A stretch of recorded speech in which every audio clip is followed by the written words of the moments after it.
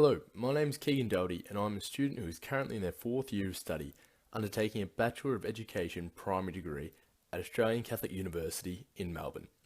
Today I'm here to talk to you about how the key learning areas of health and physical education, as outlined within the Victorian curriculum, is interconnected and related to both Principle 4 of the Declaration of the Rights of the Child and our installation artwork. Hence, this short video presentation will branch into 3 fundamental areas of focus. Firstly, Principle 4, the Declaration of the Rights of the Child, the right to adequate nutrition, housing and medical services. Secondly, health and physical education curriculum links. And lastly, our installation artwork, what inspired us, changed and informed my creative thinking. The Declaration of the Rights of the Child.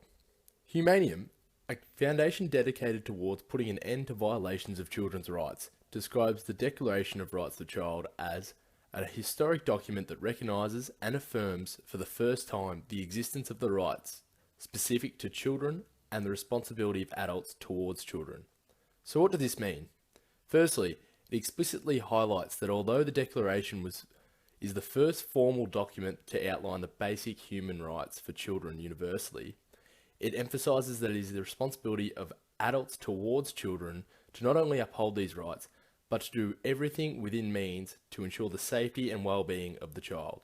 UNICEF expands on these findings in stressing that the overall aim of the Declaration is to ensure that the child has the right of freedom, access to the good or goods of society, is safe and protected, as well as overall simply enjoying life to the fullest. Our specific focus of Principle 4 outlines the child's rights to appropriate nutrition, housing and medical services. In today's modernistic society, this may seem less of a prevalent issue.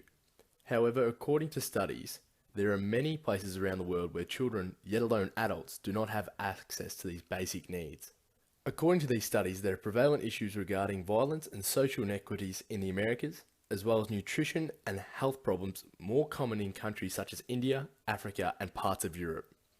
As future educators, it is our role to not only acknowledge and raise awareness of these injustices, but to do everything within our own means to ensure that the needs of every child entering our classroom are met with full physical, social and emotional support. Moving on to our second focus, the Victorian curriculum, in particular the health and physical education strand. According to the Victorian curriculum, the key learning area of health and physical education focuses on students developing their own and others' health, safety and well-being, and physical activity participation in varied and changing contexts. However, how does this relate to Principle 4 of the Declaration of the Rights of the Child? As mentioned earlier, Principle 4 explicitly focuses around social security of the child, within which is elaborated to highlight the growth and development in health, nutrition, and recreational factors that all impact the child.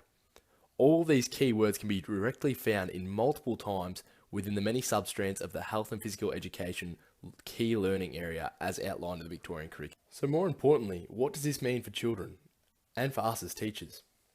Well, firstly, as teachers, it is important that we recognise the many social and academic benefits that health and PE can provide for all children, regardless of their physical abilities.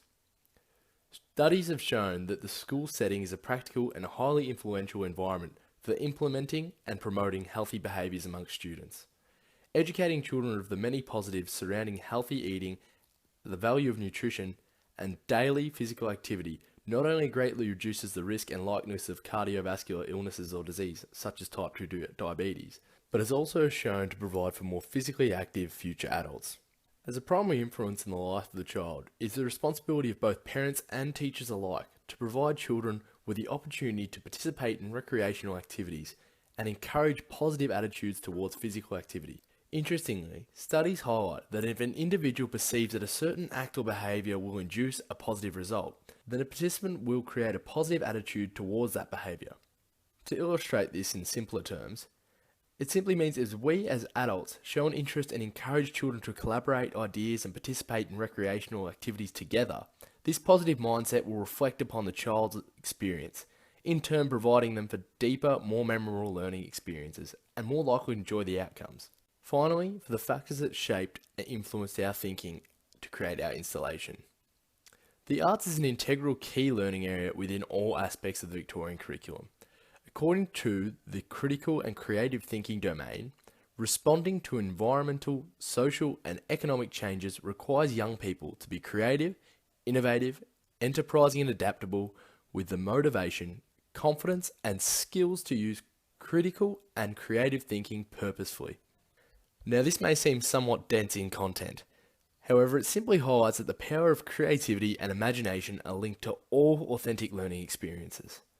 In fact, many studies have shown that when the classroom settings include and value creativity and imaginative skills, there is an improvement in children's characteristics linked to their self-efficacy levels. For me personally, this was a major influence when attributing to our installation. I wanted to place something upon our tree that displayed children not only enjoying a range of recreational activities, but also display the vast diversity amongst students. I wanted to highlight the importance of a child's participation rather than their outcomes, and promote a sense of this risk-free environment that allows for freedom of speech, creativity, and imagination. As a whole, the tree of our installation represents the life and endless possibilities or opportunities that are available to all children. However, such is life, the paths of each of us all take, all lead to different futures, circumstances, and outcomes. Throughout the construction of our installation, we realised that Principle 4 and our curriculum focuses revolved around several theories of child development. These approaches included maturation, as the growth and development of the child will constantly impact their thinking and perceptions of both our installation and the real-world connections. Psychosocial. As I mentioned earlier, the impacts of the family, friends, and culture will shape the child's attitudes, relations, and connections to the key themes of our installation and the message it communicates to that audience. And lastly, ecological, the balance between nature and nurture. We must recognise that children are our future, and as much as we would all like to believe children are presented with every opportunity in life, realistically, this is not possible for those within lower socioeconomic areas, living in poverty, war-torn countries, and other serious real-world issues that exist today.